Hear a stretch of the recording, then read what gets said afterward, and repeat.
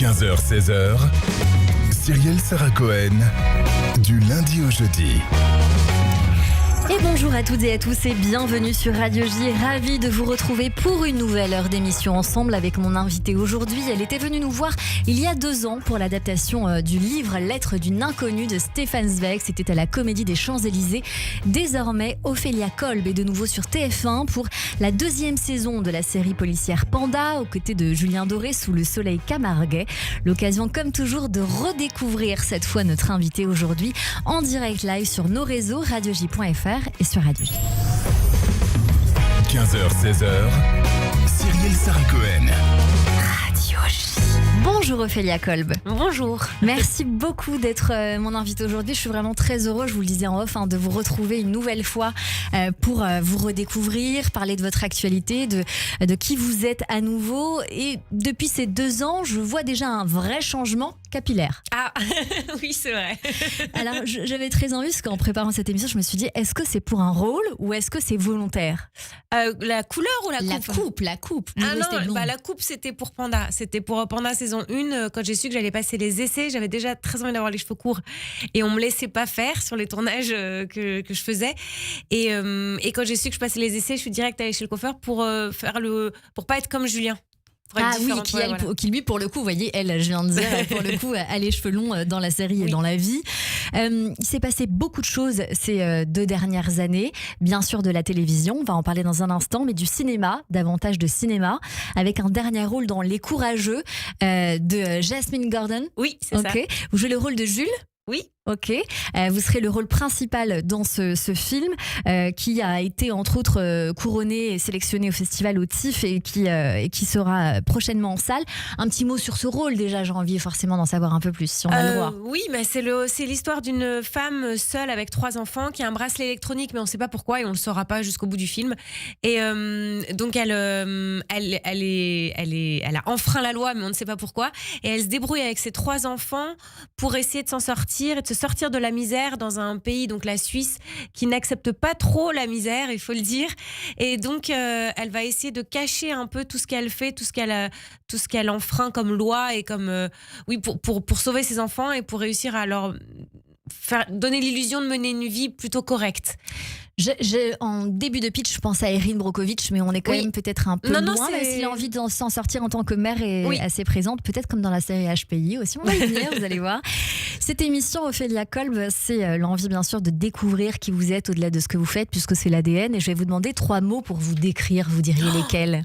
Moi ? Me décrire, décrire. Je dirais que je rigole facilement, donc je suis bon public. Que je suis loyale et peut-être je sais pas, oh là là, qu'est-ce que je pourrais dire, bordélique, désorganisée. Bordélique, désorganisée. Bien, on va voir si ça colle avec votre personnalité tout au long de cette émission. On avait déjà parlé ensemble dans ce talk du début de votre carrière, de votre enfance, mais à ceux qui auraient manqué ce rendez-vous, rafraîchissons quand même nous un petit peu la mémoire. Ophélia Kolb, vous êtes née un 20 juin dans les années 80. Vous êtes la fille d'une maman allemande marionnettiste, d'un père turc, metteur en scène, directeur de théâtre notamment en Turquie. Ils vous ont donné le goût de la comédie à travers des tournées. Et vous avez, à votre tour, je crois, inculqué à votre fille cette envie de scène et en tout cas d'appréciation, de vision de ce que c'est le métier d'artiste. Est-ce que vous continuez cette transmission aujourd'hui ? Alors c'est malgré moi, parce que c'est elle qui, comme je l'emmène un peu partout et son père aussi, et puis donc toute sa famille aussi du côté paternel est dans le métier, elle assiste absolument à tout ce qui est du côté de cinéma et théâtre, donc elle connaît même les salles de montage et les salles, les plateaux de cinéma autant que les plateaux de théâtre. Mais je fais rien, non, je ne lui dis pas fais ce métier ma fille, mais je trouve que l'art dans tous ce qui peut être les musées, les spectacles, la magie. Je trouve ça une valeur très importante dans la vie. Donc j'essaye de lui montrer ça. Après, elle fera ce qu'elle voudra. Vous, en tout cas, vous avez grandi là-dedans. Vous avez grandi à Paris. Vous avez aussi passé votre adolescence dans une pension pour enfants d'artistes avant d'obtenir un bac au lycée d'Istanbul. Vous allez étudier les arts du spectacle. Vous suivez des cours à l'école de comédie du Théâtre National de Chaillot.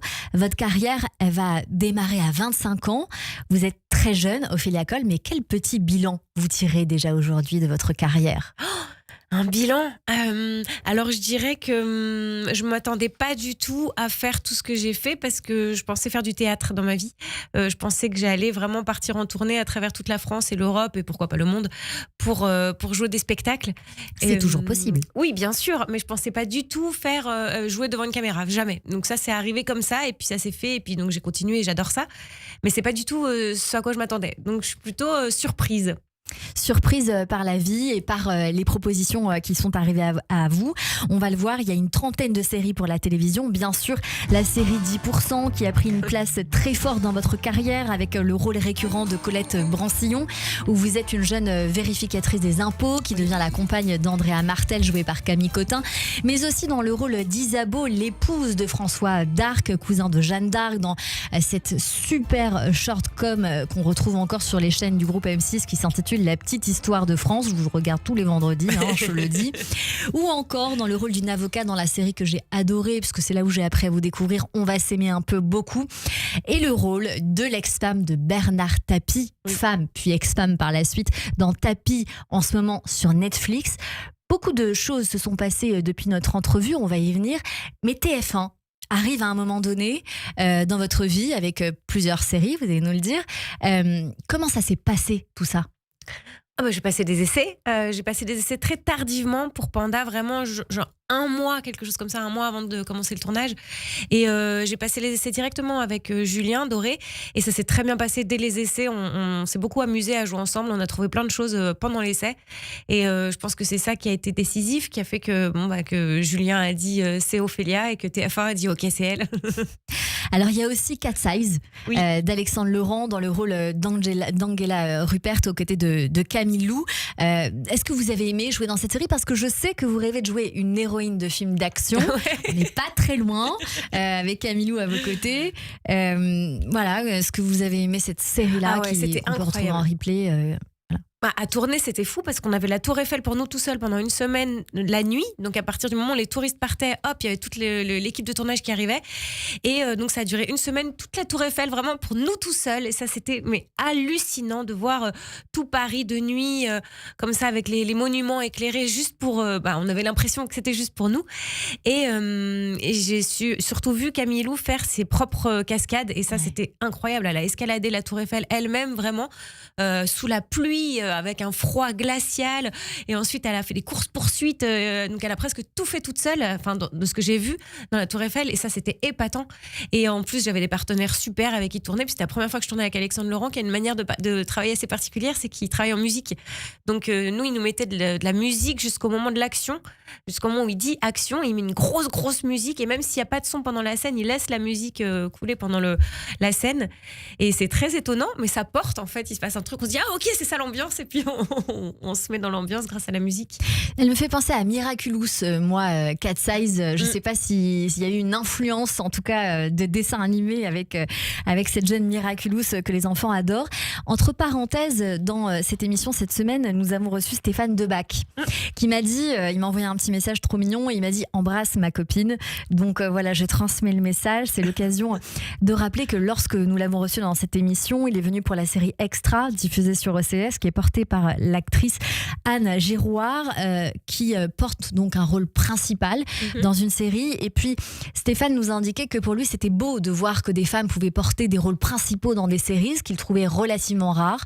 Est-ce que vous êtes d'accord avec ça ? Est-ce que vous trouvez qu'on n'en fait pas assez, qu'il n'y a pas assez de femmes au cœur des séries ou pas ? Je suis bien sûr d'accord. En plus j'ai vu les 3 premiers épisodes de Extra et je trouve que l'actrice principale est extraordinaire. Elle est absolument fabuleuse dans ce rôle. On dirait que c'est écrit pour elle. Elle est vraiment parfaite. Qui était déjà parfaite dans Kaamelott, qui est pas très loin de la petite histoire de France. Ouais. Et puis en plus qu'elle joue, je trouve c'est très fin parce que c'est pas des rôles qu'on a l'habitude de voir pour une femme. Justement, c'est plus le genre de rôle qu'on donne à des hommes. Et donc là, je trouve que ça fait du bien justement que ce rôle-là soit porté par une femme, que ce soit elle qui porte la série. Bon, même s'il y a les rôles comme Stéphane Debac à côté et le frère aussi qui sont très importants. Mais oui, mais je trouve que il y a on est en train de vivre une époque avec beaucoup de rôles de femmes quand même qui arrivent, ou même des rôles, même des films réalisés par des femmes. Enfin, on laisse beaucoup plus de place aux femmes. On a compris qu'on pouvait jouer d'autres choses que des femmes d'eux, ou que des femmes qui restent à la maison et qui aident le héros, quoi. Donc ça fait du bien. Je suis tout à fait d'accord avec vous. Je m'associe à ce que vous venez de dire. Je trouve qu'on en fait beaucoup plus qu'avant. C'est dire qu'on a beaucoup évolué, au moins sur ce point-là. Je vous aurais, entre parenthèses, très bien vu dans la série de France 2 Astrid et Raphaël. Où voilà, l'actrice qui est Sarah Mortensen, si je dis pas de bêtises, est un peu dans votre style, et je vous voyais tout aussi bien voilà, dans cette série-là. Je voulais vous le dire parce que je visualisais ça. Un rôle principal en tout cas sur TF1 aujourd'hui dans la série Panda aux côtés de Julien Doré. Vous êtes Lola, policière en duo avec Pandaloni, Panda, surnom de Julien Doré, un flic repenti qui a repris du service malgré lui et qui est pour le moins particulier. On va écouter la bande-annonce de la première saison pour ceux qui l'ont raté. Victor Pandaloni, un flic super doué, hyper prometteur. Il y a quelques années, il a totalement disparu des radars. Quoi, vous êtes flic ? C'était il y a longtemps. Ça veut dire que vous revenez alors ? On a retrouvé Léo, et à côté de lui, le cadavre d'une fille. Carte plongée. Non, j'ai pas replongé. J'ai juste filé un coup de main sur une enquête. Voilà, une petite enquête. Sur un petit meurtre. Vous faites quoi là, Panda ? Je suis visualiste. T'as de la poudre, il y a du plâtre, et on a tiré ici. À un moment, il a dû lâcher son arme. Je la verrais bien être tombée ici. Pas mal. Bon, on va se le dire franchement, Pandaloni, ça pourrait être le frère de Morgan Alvaro dans HPI, joué par Audrey Fleurot sur TF1. Oui, c'est vrai. Après, il n'est pas HPI, lui, c'est autre chose, ce serait plutôt sur l'émotion, lui. C'est ça, il a un côté pacifiste, il aime personne, mais il aime tout le monde. Oui. C'est un peu ça, le profil de Julien Doré. Est-ce qu'il est comme ça dans la vie ou pas du tout ? Ah oui, si, il ressemble beaucoup à Panda. Enfin, il y a plein de choses qui diffèrent quand même, hein. Mais c'est vrai que les auteurs ont vraiment écrit du sur-mesure pour lui, hein. Oui. Comment on pourrait résumer la première saison pour ceux qui l'auraient manqué, Ophélia Kolb ? Dans la première saison, c'est un flic, donc Panda, qui s'appelle donc Victor Pandaloni, qui a arrêté et qui tombe sur Lola en train de poursuivre un jeune bandit. et donc, ils se connaissent pas.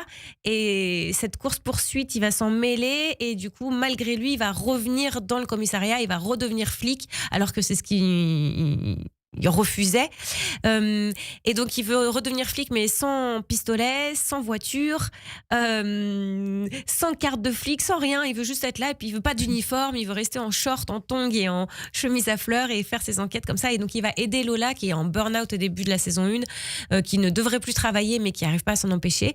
Et donc, tous les deux, ils vont essayer de cohabiter ensemble et de travailler ensemble. Et c'est pas toujours facile. De s'entendre.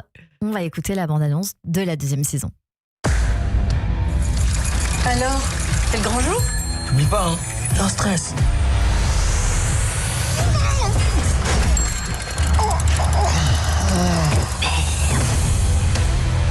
Lieutenant Pandaloni ? Oh là là, vous êtes surmanqué. Bienvenue sur votre scène de crime. C'est une scène de guerre. Pire, un EVJF. Enfin là, on est plutôt sur un enterrement de jeune fille. Hein. Elles se sont régalées. Elles ont même fait du baseball sur des nains.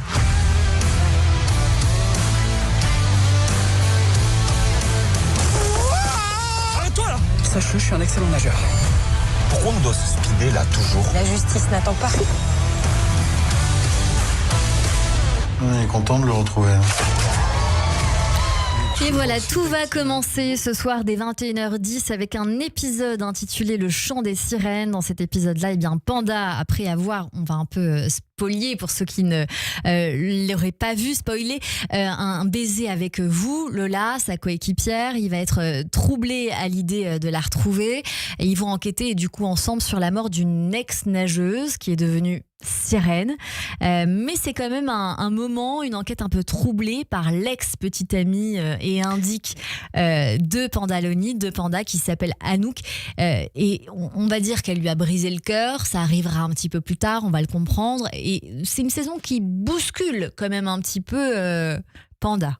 Ah oui, parce qu'il y a tout son passé qui va revenir. Bon, déjà dans la saison 1 un petit peu, mais dans la saison 2 encore et encore un autre moment de son passé qu'on va découvrir et qui va prendre une place très très importante dans toute la saison 2, oui. Et qui va en plus orienter ses choix.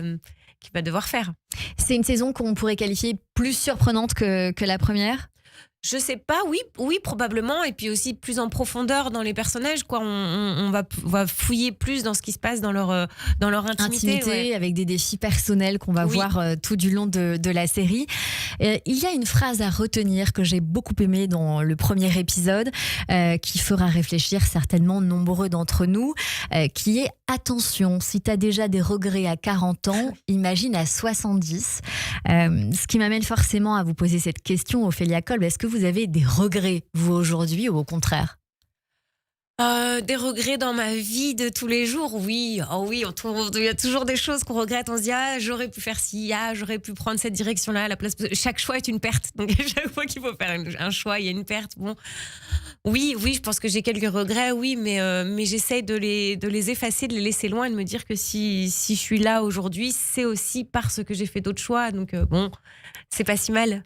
Est-ce qu'on peut se poser la question, dans cette deuxième saison, si Lola va, elle, avoir des regrets, puisque dans le second épisode intitulé « Un mariage, un enterrement », elle prépare son mariage. Elle a visiblement de plus en plus de doutes sur peut-être cette évidence qu'est son mariage. Elle va finir par aller chez le traiteur avec Panda sur une proposition de son mari, son futur mari en tout cas.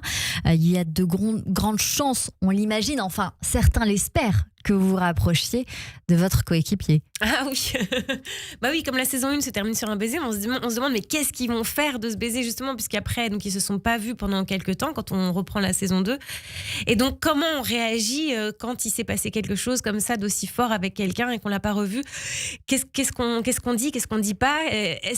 Quel geste on fait ou on fait pas et tout. Donc il y a tout ça qui va se passer, oui, dans les 2 premiers épisodes. Et puis donc on avait terminé la saison 1 sur la demande en mariage aussi de Elliot à Lola. Est-ce que ça va se concrétiser ou pas ce mariage? Et puis il y a le personnage de Stan qui est joué par Maxence qui prend une place très importante aussi dès le premier épisode. Et ils vont former une sorte de trio même tous les 3. Et qui est très sympa, qui est le pote qu'on a envie d'avoir. Ouais, on va dire ça comme ça. Et lui, il va se mêler beaucoup de l'histoire de Panda et Lola aussi. Il va être un petit peu... C'est une saison 2 qui va être marquée par des enquêtes toujours plus originales. Voilà, on parle d'une sirène, ça nous fait sourire. Pourquoi il faut regarder cette série, Ophélia Kolb? Pour le soleil, la légèreté, parce que c'est des enquêtes policières, oui, mais très drôles. Enfin, les personnages sont drôles. Enfin, en tout cas, on a essayé de l'être. Et que ça fait du bien. C'est vraiment une série feel good, on dit, quoi. Vraiment. Et aussi parce que les décors à chaque fois sont surprenants. Le premier, ça se passe avec des sirènes et donc on a rencontré des vraies sirènes. Et c'est vrai. Donc les filles qui jouaient les sirènes étaient sirènes de profession. Quand on leur demandait mais qu'est-ce que vous faites dans la vie? Sirène. Eh bien oui, je vous confirme, j'en ai moi-même rencontré une cet été. Ça va faire sourire les gens, mais je vous assure que c'est totalement vrai. Oui. Dans une piscine, voilà, familiale, etc. Quel métier fais-tu? Sirène, notamment au Trocadéro où il y a l'aquarium. Ouais, voilà. Et ben voilà, l'aquarium du Trocadéro. Quand on voit des dames dans les aquariums, oui, il y a ces sirènes-là.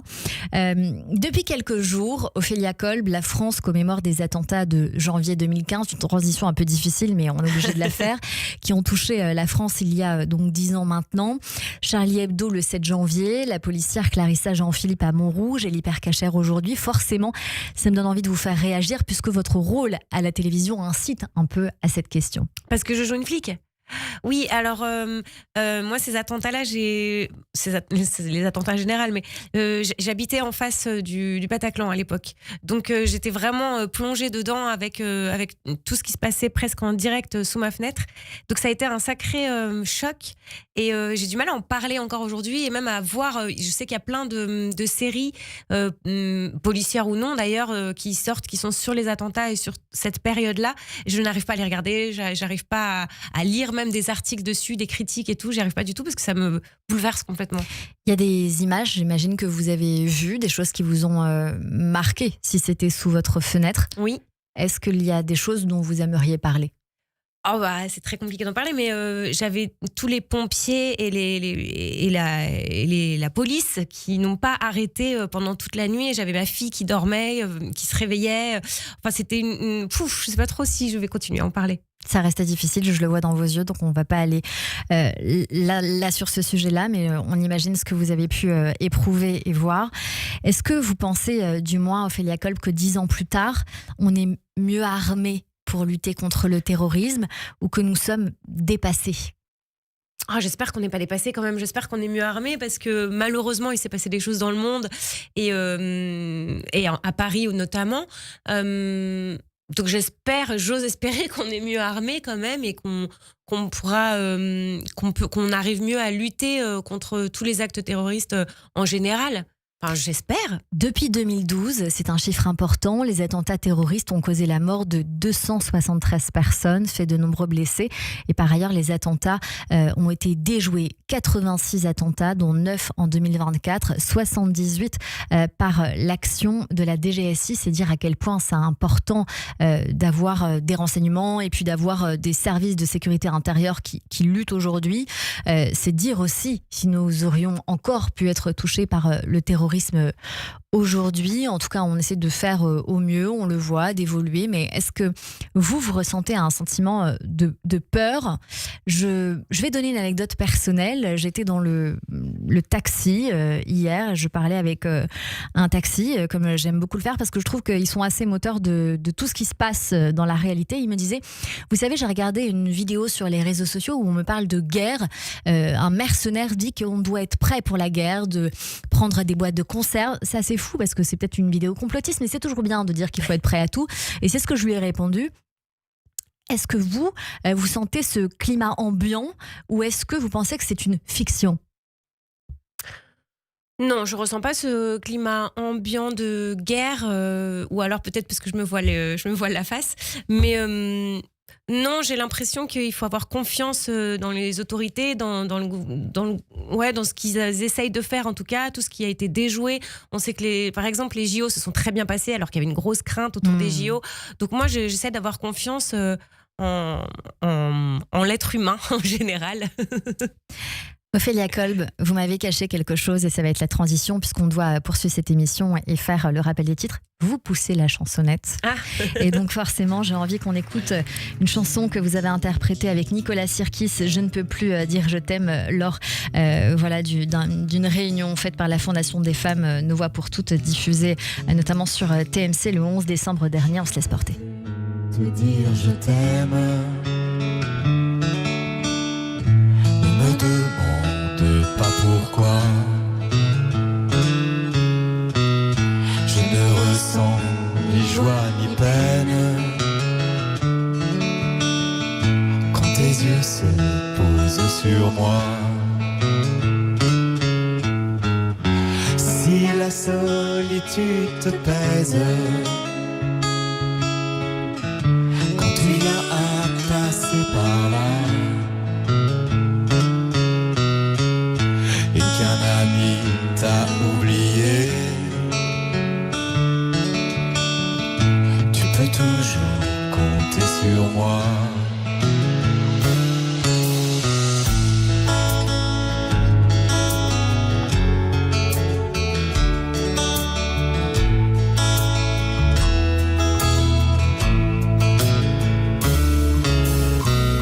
Je ne veux plus te dire je t'aime. Restez avec nous, on continue cette émission avec Ophélia Kolb pour la 2e saison de la série Panda ce soir sur TF1. Dans un instant, mes chroniqueurs nous rejoignent également, mais tout de suite, c'est le rappel des titres sur Radio J. Radio J. Cyrielle Sarah Cohen.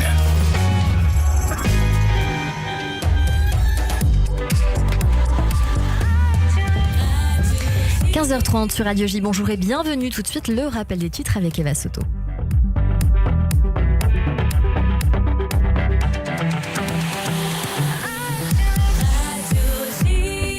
Bonjour Eva. Bonjour à tous. À la une de l'actualité au Liban, le général Joseph Aoun est élu président de la République par le Parlement. Depuis la fin du mandat du président sortant, Michel Aoun, en octobre 2022, le Parlement avait échoué à élire un chef d'État faute d'accord entre les partis. Le commandant en chef de l'armée libanaise a été élu au second tour. Un attentat déjoué grâce au Shin Bet et à la police israélienne. Un acte d'accusation a été déposé ce matin au tribunal de Haïfa contre le suspect, un arabe israélien qui avait notamment fabriqué des ceintures d'explosifs. Il aurait tenté en vain de recruter 2 personnes pour l'aider à mener l'attaque. La mort de 3 nouveaux soldats de Tsahal annoncé hier soir. Nebo Fischer, 20 ans, Matitsiaou Yaakov Perel et Kanao Kassa de Beth Shemesh, eux, avaient 22 ans. Ils servaient dans les combattants blindés au sein du 46e bataillon de la brigade Trace d'Acier. Et toujours sur le front sud, le corps d'un otage a été retrouvé dans un tunnel à Gaza, celui de Youssef Al-Zaïdana, âgé de 53 ans. Il travaillait dans la grange du kibboutz de Roulit quand il a été kidnappé avec ses 3 enfants par les terroristes du Hamas le 7 octobre. Le pape François réitère ses récentes critiques à l'encontre de la campagne militaire israélienne à Gaza. Le souverain pontife a qualifié la situation humanitaire sur place de très grave et honteuse. Les commémorations devant l'hypercachère de la Porte de Vincennes après un premier hommage mardi. Une nouvelle cérémonie a eu lieu à la mi-journée. Cet attentat antisémite a clos la semaine qui s'était ouverte avec celui contre la rédaction de Charlie Hebdo en 2015. Et merci beaucoup Eva Soto. On vous retrouve à 16h pour le journal complet. Tout de suite une courte pause et c'est la suite de notre émission avec Ophélia Kolb et mes chroniqueurs sur Radio J. Radio J. Bonjour, c'est Steve Nadjar. Je vous donne rendez-vous tous les jeudis soirs à 21h sur Radio J pour Géopolitique le Mag. Avec mes invités et chroniqueurs, nous commenterons l'actualité internationale pour vous aider à mieux comprendre les enjeux d'un monde qui bouge, au Moyen-Orient et pas seulement. Géopolitique le Mag, c'est tous les jeudis à 21h sur Radio J. Radio J. Chaque semaine, et particulièrement en période de tension, l'hebdomadaire Actualité Juive va encore plus loin, avec des analyses et des informations fiables, précises, objectives sur Israël, le Moyen-Orient, la lutte contre l'antisémitisme et l'actualité politique en France. Actualité Juive, France, Israël, communauté, judaïsme, mémoire, société, culture. Abonnez-vous ou réabonnez-vous en formule papier ou digitale sur le site actualitéjuive.com. Actualité Juive, l'hebdomadaire incontournable de la communauté. Radio J. Vous écoutez Radio J à Paris sur 94.8 en DAB+, et sur notre appli Radio J. Radio J. Radio J. Radio J. 15h-16h. Cyrielle Sarah Cohen. Du lundi au jeudi. De retour sur l'antenne de Radio J, merci de passer votre après-midi avec nous jusqu'à 16h avec mon invité aujourd'hui Ophélia Kolb pour la 2e saison de la série Panda ce soir sur TF1. On l'attend avec impatience. Moi aussi. Pour le ton, le soleil, comme vous l'avez dit, on en a tellement besoin, Ophélia Kolb. Une petite parenthèse, puisque vous étiez il n'y a pas si longtemps au théâtre dans une trilogie new-yorkaise de Igor Menjinski, adaptée du thriller existentiel de Paul Auster. Vous préparez, j'imagine, peut-être un prochain rôle sur les planches. J'aimerais beaucoup vous voir de nouveau au théâtre, parce que je vous ai raté là. Peut-être qu'on va partir en tournée avec la trilogie new-yorkaise l'année prochaine, on verra. Très bien. Eh bien, puisqu'on a parlé théâtre, on y va tout droit avec David Schweger. Au théâtre. Bonjour David. Bonjour Cyrielle, bonjour chers auditeurs et bonjour Ophélia Kolb. Me voilà donc de retour, escapé de la période d'absence de notre chère Cyrielle qui nous a tant manqué et qui apparemment souhaite continuer à entendre mes critiques douces amères en matière de théâtre. Avec bonheur. Qu'à cela ne tienne, je continue donc. Dans quel rôle allez-vous me dire, Ophélia, vous qui n'êtes pas habituée de l'émission ? Eh bien, dans celui de l'homme en charge de dénicher dans l'officiel des spectacles la perle rare permettant de composer cette chronique théâtrale selon vos goûts et votre image. Alors ma foi, je suis allé dénicher au Théâtre des Béliers parisiens un polar. Car quel plus beau clin d'œil faire à celle qui incarne l'inspectrice Lola dans la série Panda pour des millions de téléspectateurs français et belges, on oublie souvent les Belges, que de l'inciter à replonger théâtralement dans le registre du film policier. Un polar au théâtre, David, on l'imagine, dites-nous en plus. Parfaitement Cyrielle, un polar sur le mode mi-comique, mi-onirique. Pour l'écriture de sa toute dernière pièce, l'auteur à succès Romain Goupil nous plonge au cœur d'une intrigue policière aux États-Unis. Une jeune femme de la communauté de cette petite ville américaine a été retrouvée morte dans une chambre de motel local le soir d'Halloween. Et toutes les caméras de surveillance désignent, semble-t-il, un coupable tout fait, le fils du maire. Le maire Mitchell, ça c'est pour la touche humoristique franglaise. Du bureau du shérif local, l'action bascule dans la cellule ultra sécurisée où le jeune garçon a été placé en garde à vue. Douglas Johnson et Carrie Watson, les 2 flics incorruptibles de la ville, vont mener la vie dure à ce nanti arrogant qui se pense protégé contre tous les aléas de la vie à cause de la position de son père. Ne tarde d'ailleurs pas à arriver l'avocate du dit père qui va tout faire pour empêcher ces 2 policiers de parvenir à leur fin. Les preuves sont pourtant évidentes, les images vidéo accablantes, tout semble mener l'enquête vers une conclusion rapide quand le téléphone sonne. C'est le maire Mitchell qui n'a perdu ni son chat, ni son autoritarisme et qui exige des policiers la libération immédiate de son fils. L'enquête s'arrête là et on pense qu'elle va rebondir après le noir qui tombe sur la scène. Qu'à cela ne tienne, l'enquête recommence à ses débuts. Mais avec d'autres réactions des personnages, de micro-différences dans l'intrigue et dans le déroulé des événements. C'est là qu'après un peu d'hésitation, on repense au titre de la pièce. Rien à voir donc avec le quartier central de Chicago, comme je le pensais, The Loop, mais avec le retour en boucle, The Loop, des mêmes événements.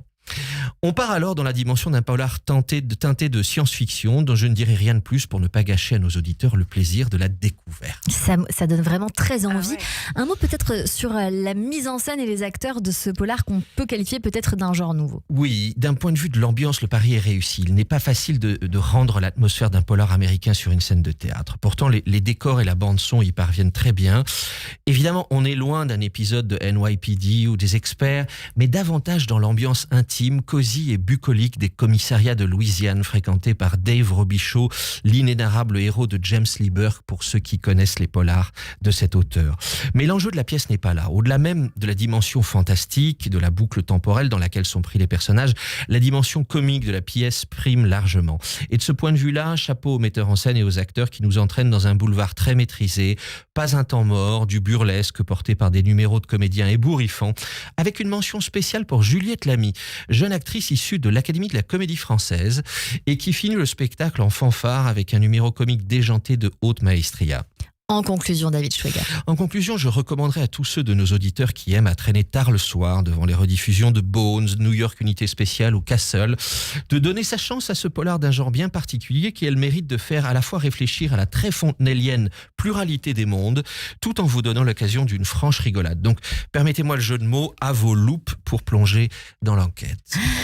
Et merci David. Je rappelle que la comédie The Loop qui nous a donné très envie, Ophélia Cohen, de Romain Goupil est mise en scène par Romain Goupil et avec Aurélie Boquian, Tristan Cotin, Juliette Damy et Stanislas Perrin. Ça se joue au Théâtre des Béliers parisien, Paris 18e, métro Jules Geoffrin, du mardi au samedi à 21h et le dimanche à 15h. Merci David Schweger.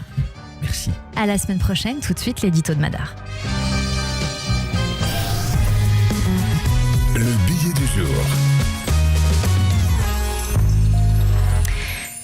Et c'est le moment de retrouver Samuel Madar, plus connu sous l'édito de Madar sur les réseaux sociaux. Bonjour Samuel. Bonjour Cyrielle.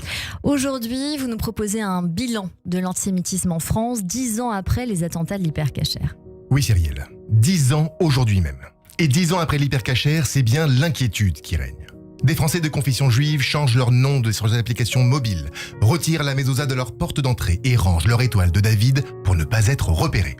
On est passé de l'hypercachère à une société dans laquelle les juifs sont hyper cachés.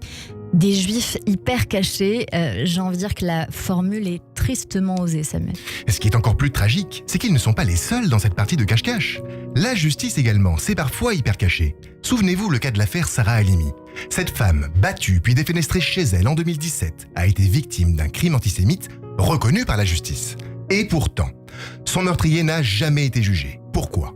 Parce qu'il a été déclaré irresponsable pénalement, sous prétexte qu'il était sous l'effet du cannabis. On en retient qu'un crime antisémite peut se cacher derrière un écran de fumée. Et c'est particulièrement effrayant. Cette affaire a laissé des cicatrices profondes et un sentiment de trahison. Car dans une société où la justice échoue à remplir son rôle, c'est la confiance collective qui vacille. Et il y a, je crois, plus paradoxal encore. Et l'antisémitisme lui-même, justement, c'est aussi hyper caché.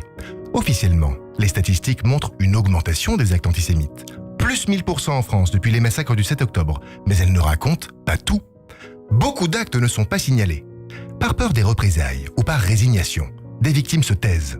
D'autres voient leurs plaintes minimisées ou détournées. Résultat, la réalité est bien plus sombre que celle qu'on veut bien admettre. Ceux qui alimentent cet antisémitisme, est-ce qu'ils se rendent également invisibles, Samuel ? Absolument. Les antisémites, eux aussi, sont hyper cachés. Aujourd'hui, il suffit de remplacer le mot juif par sioniste, soutien aux génocidaires ou même dragon céleste pour contourner les lois. N'est-ce pas, David Guiraud ? Tous ces termes sont utilisés non pas pour parler de géopolitique, mais bien pour cibler sournoisement la communauté juive. Mais ce qui est encore plus préoccupant, c'est que cette rhétorique hypocrite infiltre les réseaux sociaux, les discours militants, les collèges, les lycées, les universités et parfois même les médias traditionnels. Un exemple ? Dans les locaux du journal Le Monde, l'antisémitisme ambiant a été révélé le mois dernier dans une enquête du Figaro.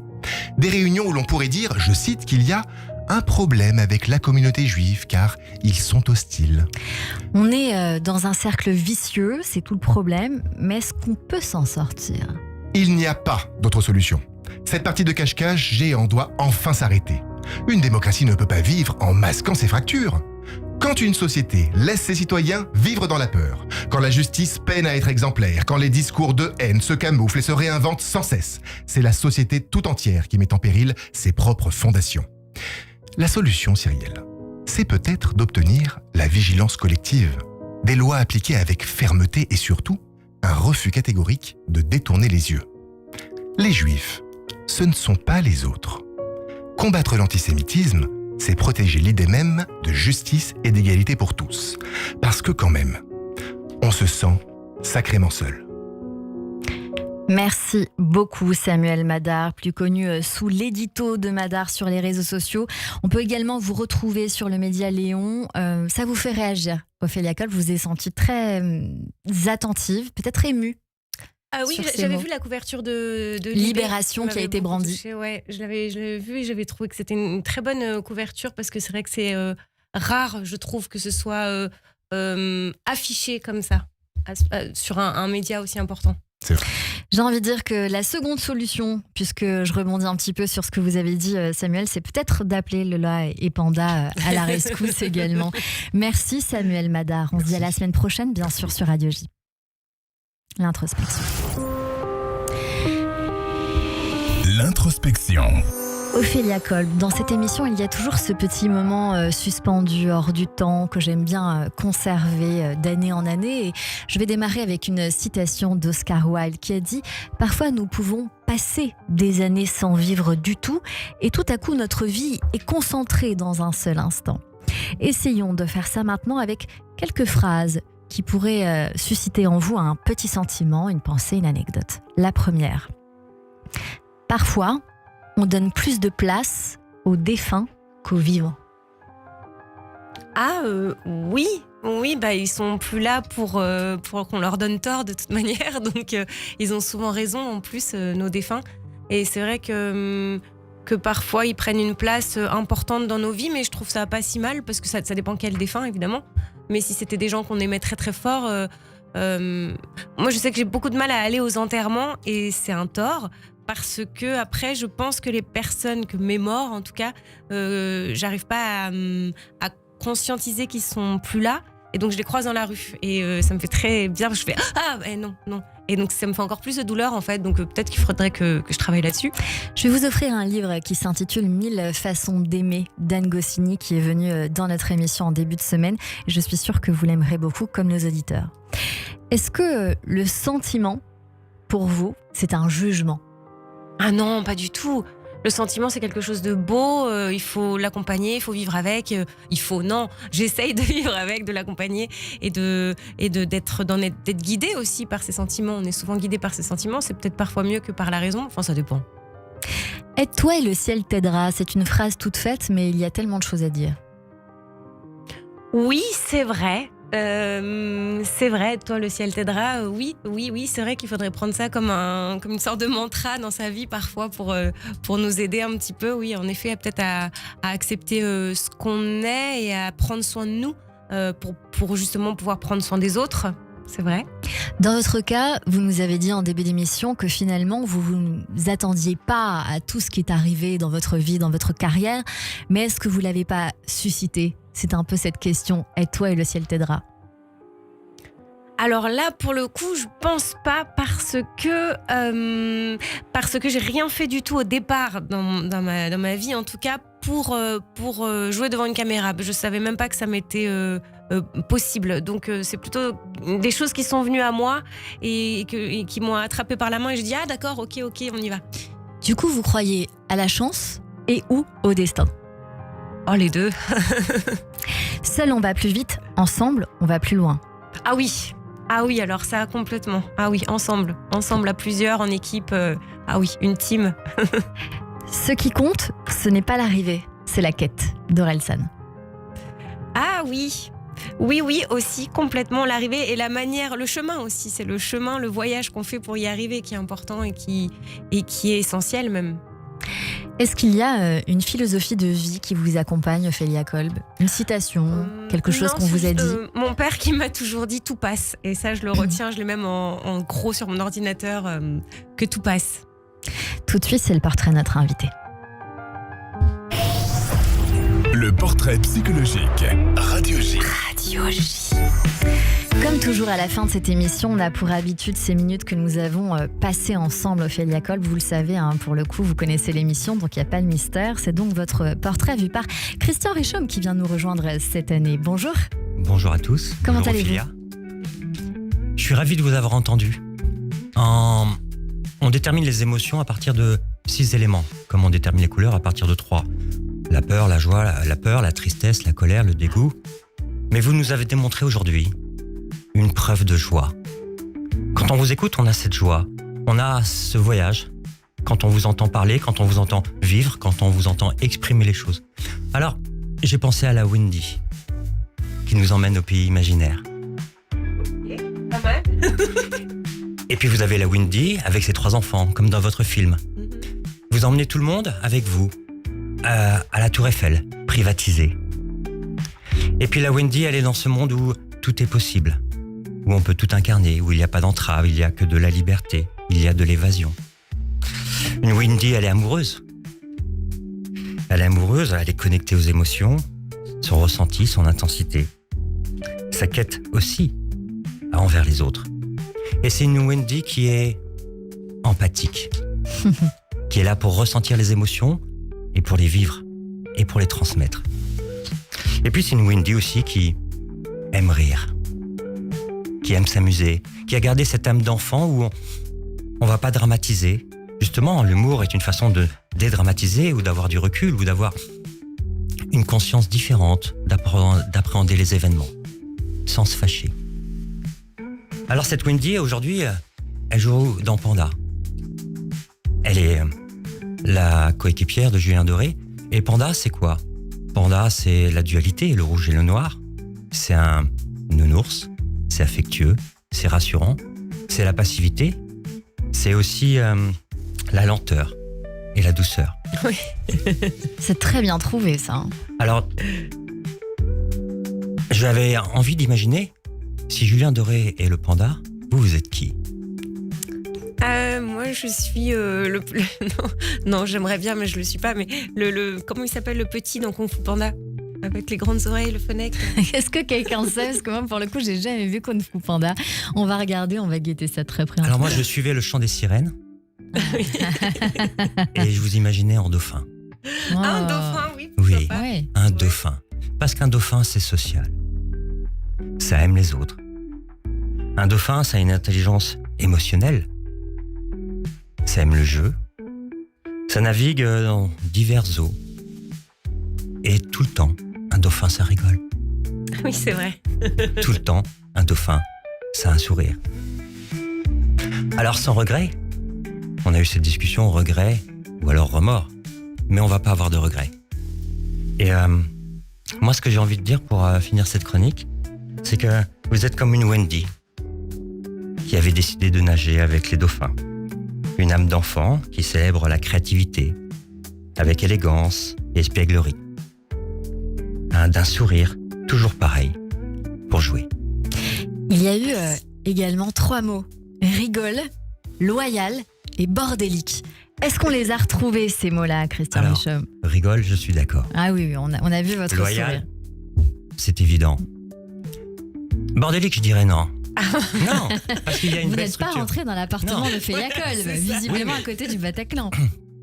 Bordélique, alors, bordélique est structuré. Mais j'ajouterais un autre mot que bordélique. Généreuse. Ah, ouf, heureusement. Merci beaucoup Christian Richomme, qui est notre psychanalyste, auteur et thérapeute à Paris 16e. On vous retrouve sur richomme-psy.fr tous les jeudis sur Radio J. C'est l'occasion de vous demander, Christian, parce que vous avez publié 4 ouvrages. 4 ou 5 d'ailleurs, je ne vais pas me tromper. Si vous voulez nous donner les grands titres pour ceux que ça pourrait intéresser de venir chercher, parce que je crois que vous êtes extrêmement intéressant pour vous avoir entendu sur le sujet, notamment sur les relations amoureuses. J'ai été touché d'ailleurs dans votre parcours, puisque vous avez vécu un amour à sens unique. Ah oui, ouais. Très jeune, à 15 ans, qui vous a fait mettre dans un placard, presque. Oui, complètement. Et puis vous l'avez tellement bien démontré et interprété lors de votre pièce de théâtre sur Stephen Zweig. Mes livres, ils parlent des peurs dans les relations amoureuses. Sur le fait que on veut aimer, c'est un sentiment magnifique, mais des fois on est guidé par nos peurs. Ouais, c'est vrai. Est-ce que vous avez des peurs en amour? J'ai eu des peurs en amour beaucoup, je crois que ça va mieux. Ça a l'air d'être bien réglé en tout cas. Merci beaucoup Christian Richomme, qu'on retrouve jeudi prochain sur l'antenne de Radio J. Radio J. Cyrielle Sarah Cohen. C'est la fin de cette émission avec vous, Ophélia Kolb. Vous êtes venue nous voir pour la 2e saison de la série Panda ce soir sur TF1. Merci beaucoup pour cet échange. Un petit mot de la fin, évidemment, qui vous appartient. Ah, mais j'espère que vous allez être aussi heureux de nous retrouver dans Panda saison 2 que vous l'avez été pour la saison 1. Évidemment, il faut regarder cette série qui est très, si je peux me permettre de faire un anglicisme, good vibes, comme on dit. On passe un très bon moment pour l'avoir regardé. On se laisse cueillir par votre sourire à nouveau. Hein, c'est obligé, on est obligé de le dire. Votre amicalité, on a envie d'être avec vous. Et puis, par Julien Doré, qu'on découvre en tant qu'acteur, qu'on découvre, il l'a dit dans la presse, je ne suis pas comédien, mais en tout cas, ça fait très plaisir de voir un Julien Doré qui vient nous cueillir comme ça avec son naturel, comme vous l'avez dit, parce qu'il est aussi comme ça dans la vie. Oui. On va finir cette émission avec de la musique. Vous avez décidé de choisir Feu Chatterton et je voulais savoir pourquoi ce titre Compagnon. Parce que j'adore la chanter, elle me fait danser, chanter, elle me fait aller bien quand j'ai des petits coups de mou, elle me fait aller encore mieux quand je vais bien, je la mets le matin, le soir, n'importe quand, je trouve c'est une chanson qui emporte. Eh bien on va laisser les auditeurs se laisser emporter par votre choix, Ophélia Kolb. Merci à toutes et à tous de nous avoir suivis pour cette première semaine après un joli temps de pause que j'avais pris. Je suis moi très heureuse de vous avoir retrouvés cette année. Merci pour vos mots à nouveau, hein. Bien sûr ça réchauffe le cœur de savoir que nous nous sommes mutuellement manqués. Rendez-vous lundi dès 15h avec le danseur Christophe Licata pour son livre intitulé Révélation. En attendant bien sûr la suite de votre journée sur Radio J avec le Club Imo de Marc Ezrati, bien sûr à retrouver toute la semaine. Tout de suite le journal sur Radio J, enfin dans un instant. Belle écoute sur Radio J.